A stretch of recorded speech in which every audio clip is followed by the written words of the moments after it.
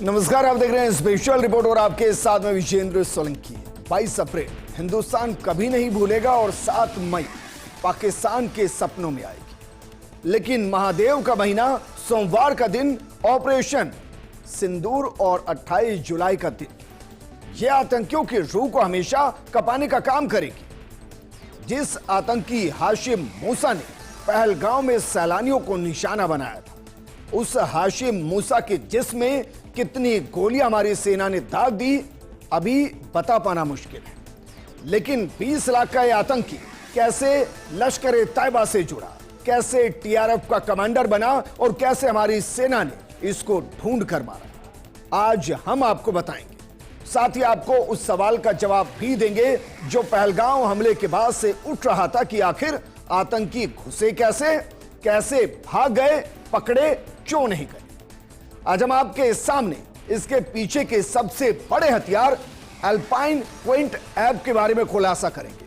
क्या है यह एप्लीकेशन, कैसे आतंकियों का यह सबसे बड़ा हथियार बन चुकी है और कैसे इसका इस्तेमाल होता है और क्यों यह ट्रैक नहीं होता। आज हम आपको बताएंगे ऑपरेशन महादेव, आतंकी मूसा के अंत की पूरी स्क्रिप्ट।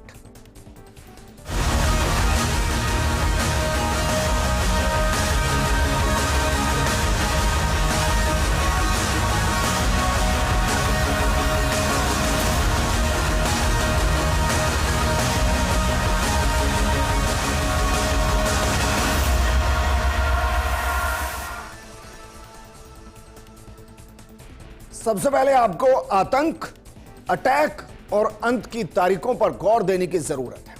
जरा इन 3 तारीखों को देखिए और देखिए कि हिंदुस्तान कैसे बदला लेता है, कैसे वो पाकिस्तान के अंदर घुसकर मारता है और कैसे अपने देश की जमीन पर अगर कोई आतंकी है तो उसे चुन चुन कर मारता है। जरा इन 3 तारीखों को देखिए क्योंकि बेहद महत्वपूर्ण है। 22 अप्रैल 2025 पहलगांव आतंकी हमला, हमारे 26 सैलानियों को आतंकियों ने शिकार किया, उनको धर्म पूछ कर मारा और उसके बाद भारत ने ऑपरेशन सिंदूर लॉन्च किया। 7 मई 2025 ऑपरेशन सिंदूर को लॉन्च किया गया। 100 आतंकियों को पाकिस्तान के अंदर ढूंढ ढूंढ कर मारा, 9 आतंकी ठिकानों को बर्बाद किया गया। लेकिन 28 जुलाई 2025 ऑपरेशन महादेव, जो मास्टरमाइंड था पहलगांव आतंकी हमले का, हाशिम मूसा, उसको भी मार दिया गया और उसके साथ जो उसके 2 सहयोगी थे उनको भी मार दिया गया, ऐसी जानकारी है। लेकिन आप सोचिए जरा, क्या महज इत्तेफाक है? सावन का महीना, दिन सोमवार, जिस ऑपरेशन को लॉन्च किया गया वो ऑपरेशन सिंदूर के बाद ऑपरेशन महादेव, और इसका परिणाम क्या? आतंकी हाशिम मूसा का अंत। सोमवार का दिन, सावन का महीना, ऑपरेशन महादेव और एक ऐसे आतंकी मूसा का अंत जिसने हिंदुस्तान को जख्म दिया, जिसने सिंदूर उजाड़ने का काम किया, आज उसे जड़ से खत्म कर दिया गया, ऐसी जानकारी है। लेकिन जो 3 आतंकी थे जिनको ढेर किया गया, उनको आज आपको एक बार फिर से देखना चाहिए क्योंकि इनमें एक एक की स्केच के बाद आज उनके स्केच इसलिए बन रहे हैं क्योंकि वो सेना का शिकार बने हैं। जरा देखिए, जिन 3 का जिक्र हम कर रहे हैं उनमें पहला हाशिम मूसा, जो पाकिस्तान का रहने वाला, संगठन लश्कर तैयबा, इनाम 20 लाख का उस पर। दूसरा आतंकी अली भाई, पाकिस्तान का रहने वाला, लश्कर तैयबा संगठन से जुड़ा हुआ, इनाम इसके ऊपर भी 20 लाख। और तीसरा आदिल हुसैन ठोकर, अनंतनाग जम्मू कश्मीर का रहने वाला, लश्कर तैयबा से जुड़ा हुआ और इनाम इसके ऊपर भी 20 लाख का था। इनको चुन चुन कर मारा गया। और हाशिम मूसा का अंत कैसे हुआ, इसको समझने की जरूरत, क्योंकि वो पाकिस्तान का वो प्यादा, या कहें कि आईएसआई का वो गुलाम, या कहें कि आतंकी संगठन का वो कमांडर जिसके निशाने पर हमेशा हिंदुस्तान रहा, और यही उसकी सबसे बड़ी गलती है। हाशिम मूसा एक पाकिस्तानी आतंकवादी जिसे जम्मू कश्मीर में कई आतंकी हमलों का मास्टरमाइंड माना जाता है, वो लश्कर ए तैयबा जिसे एलईटी कहते हैं उसका प्रमुख कमांडर था। पहले पाकिस्तानी सेना की स्पेशल सर्विस ग्रुप एसएसजी में पैरो कमांडो के रूप में प्रशिक्षित था। वो लश्कर ए तैयबा और उसकी शाखा द रेजिस्टेंस फ्रंट, जिसे जम्मू कश्मीर में टीआरएफ कहते हैं, उससे भी वो जुड़ा रहा और इसे कश्मीर में गैर स्थानीय लोगों और सुरक्षा बलों पर हमला करने के लिए विशेष मिशन पर भेजा गया था। और उसने पहलगांव में जो किया, उसके बाद हिंदुस्तान चाहता था कि उसके मुर्दा जिस्म को देखा जाए। हाशिम मूसा, जिसको पहलगांव अटैक के बाद से ही ढूंढा जा रहा था, जिसको मारने के लिए ऑपरेशन सिंदूर भी लॉन्च हुआ, आज उसे मार दिया गया। हिंदुस्तान के अंदर, कश्मीर के अंदर मारा गया। और कश्मीर के अंदर उसे जो मारा गया वो पहलगांव से 40 किलोमीटर दूर मारा गया। लेकिन हाशिम मूसा की कुंडली आपको दिखाते हैं, जरा देखिए, क्योंकि अगर उसने सेना को चकमा दिया, अगर उसने लोकल इंटेलिजेंस को चकमा दिया, तो कैसे दिया? आखिर हाशिम मूसा इतना बड़ा आतंकी क्यों कहलाता है, जरा देखिए। और क्यों उसके अंत के बाद विश्लेषण जरूरी है। नाम जरा देखिए, नाम उसका हाशिम मूसा और सुलेमान शाह उर्फ आसिफ फौजी, पता आतंकिस्तान यानी कि पाकिस्तान, प्रशिक्षित नजदीकी युद्ध, नेविगेशन, उन्नत बचाव तकनीक, इसके अंदर वो एक्सपर्ट और उसकी जो विशेषता थी जिसकी वजह से वो चकमा देता था, वो था अत्याधुनिक हथियारों का एक्सपर्ट, गुप्त मिशन की महारत, जंगलों पहाड़ों में आतंक को अंजाम देना और उनके चप्पे चप्पे से वो रूबरू था। इसके अलावा उसने गलती जो की, सबसे बड़ी गलती, भारत से दुश्मनी ली और परिणाम वो अब इस दुनिया में नहीं है। लेकिन उसको न सिर्फ एक्सपर्ट के तौर पर देखा गया, बल्कि हाशिम मूसा वो चेहरा जो टीआरएफ के जरिए कश्मीरी युवाओं को टीआरएफ से जोड़ता और उन्हें पाकिस्तान में जाकर ट्रेनिंग दिलाता था।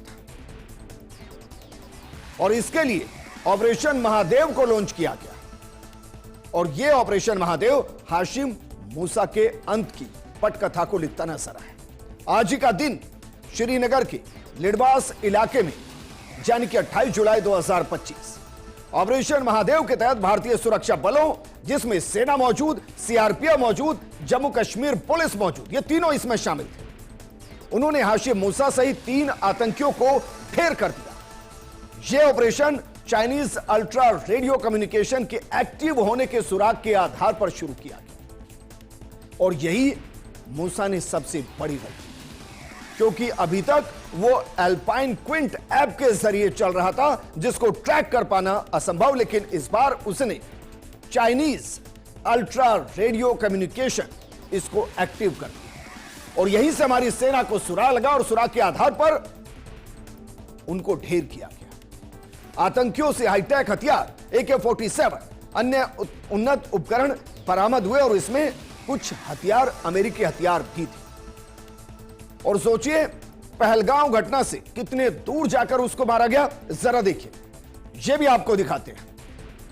40 किलोमीटर दूर आतंकियों को मार गिराया गया। 40 किलोमीटर दूर, कहां से?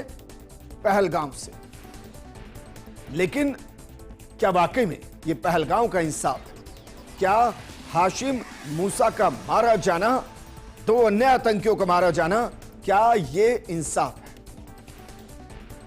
सोचिए सर, क्योंकि हाशिम मूसा का मारा जाना सिर्फ पहलगांव नहीं, सोनभद्र और आगे चलकर हम आपको बताएंगे कितने आतंकी हमलों में उसके नाम थे। क्योंकि एक बड़ी जीत इसको हम मान सकते हैं, क्योंकि जम्मू कश्मीर में जो पिछले कुछ सालों में अटैक हुए, उनमें हाशिम मूसा का नाम हर बार आया। वो एक प्रशिक्षित और खतरनाक आतंकी था, जिसने कई बार सुरक्षा बलों को चकमा दिया।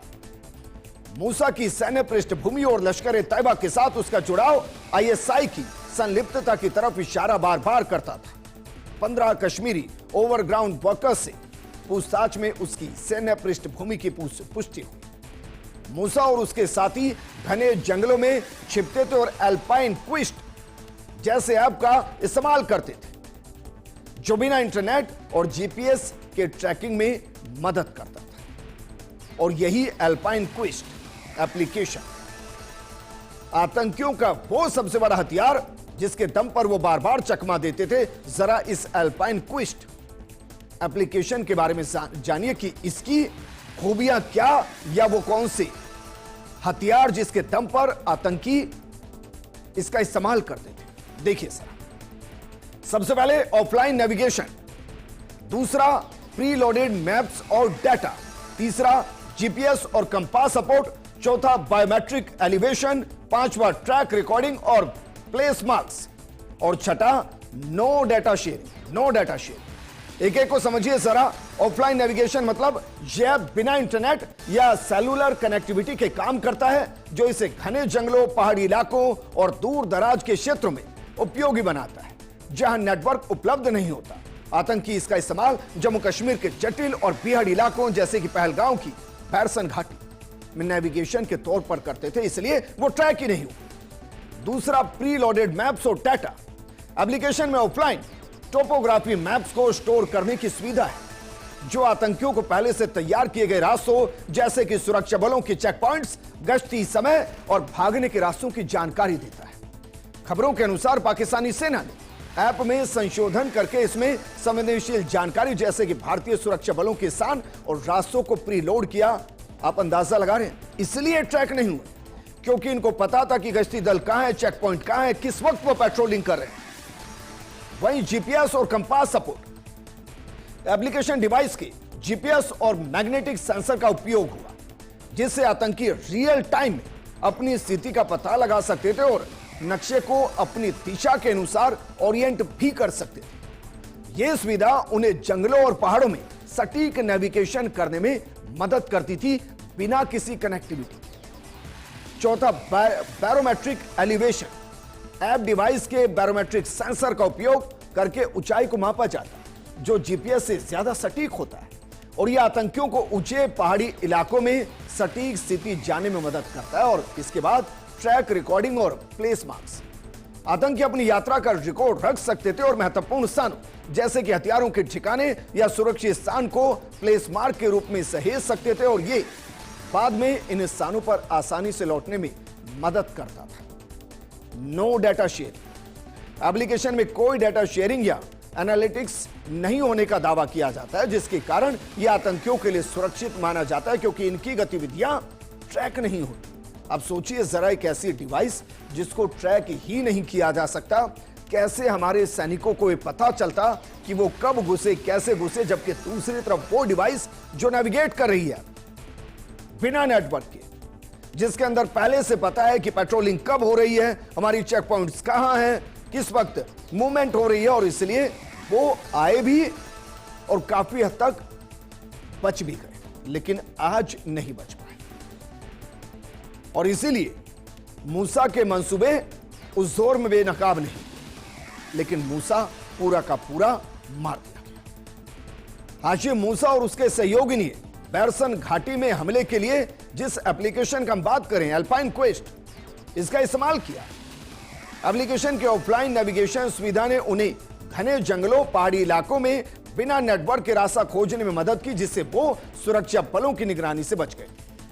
खुफिया सूत्रों के अनुसार एप्लीकेशन में संशोधन करके इसमें भारतीय सुरक्षा बलों के चेक पॉइंट्स और गश्ती रास्तों की जानकारी पहले से लोड कर दी गई, और इसमें बाकायदा पाकिस्तानी सेना और आईएसआई ने आतंकियों को एल्पाइन क्विस्ट एप्लीकेशन का इस्तेमाल करने के लिए ट्रेनिंग। एप्लीकेशन में संशोधन करके इसे आतंकी गतिविधियों के लिए अनुकूलित किया गया, जिसमें संवेदनशील डेटा प्रीलोड किया गया, जिसका इस्तेमाल पहलगांव के अंदर किया गया। आतंकियों को मुजफ्फराबाद और कराची में सुरक्षित ठिकानों से रिमोटली निर्देश भी दिए गए। एल्पाइन क्विस्ट ने उनकी गतिविधियों को गुप्त रखने में मदद की। आप सोचिए सर,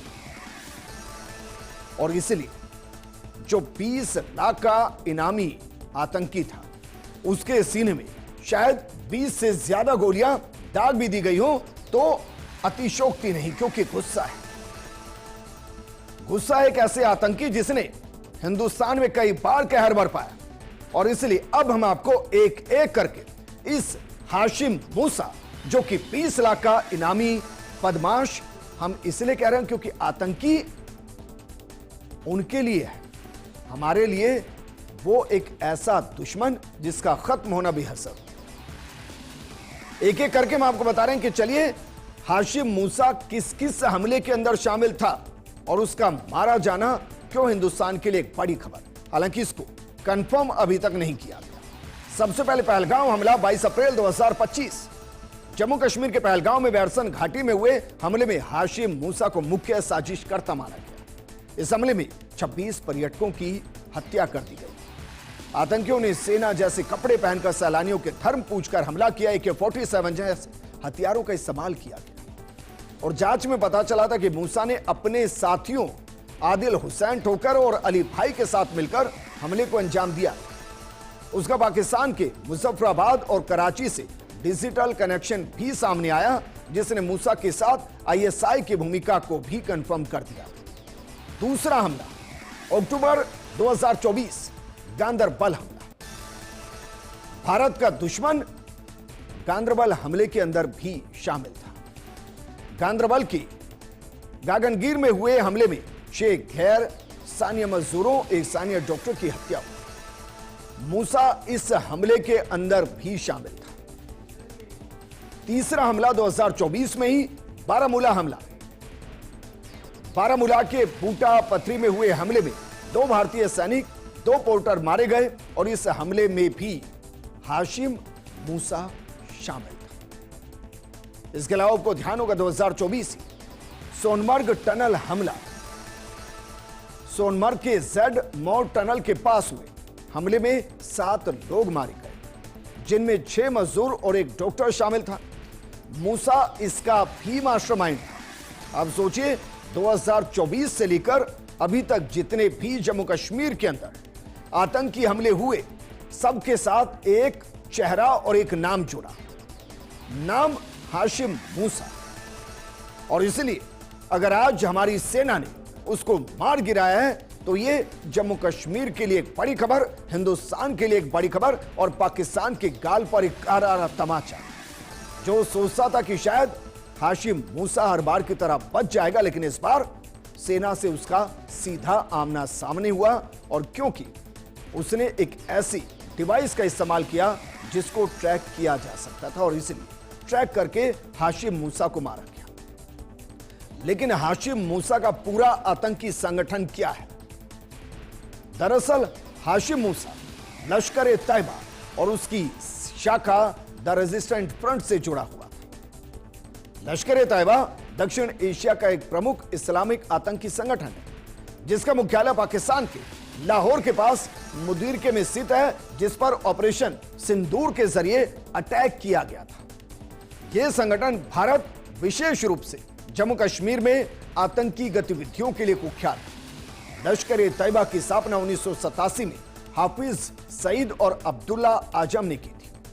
लश्कर-ए-तैयबा पाकिस्तान के पंजाब प्रांत और पाकिस्तान अधिकृत कश्मीर में कई प्रशिक्षण शिविर चलाता है और इसे पाकिस्तान की खुफिया एजेंसी ISI से खुलेआम समर्थन मिलता है।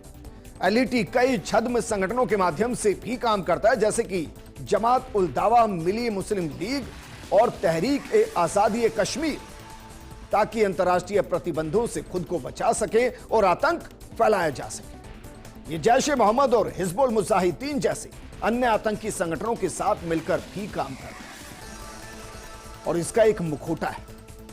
जैसे पाकिस्तान का मुखौटा आतंकवाद है, ऐसे ही आतंकवादी संगठन लश्कर-ए-तैयबा का मुखौटा TRF, the resistance front, Lashkar-e-Taiba का एक मुखौटा संगठन है, जिसे 2019 में कश्मीर में धारा 370 हटाने के बाद स्थापित किया गया, बनाया गया। और यह संगठन LET के धार्मिक आंदोलनों को उकसाने के लिए बनाया गया।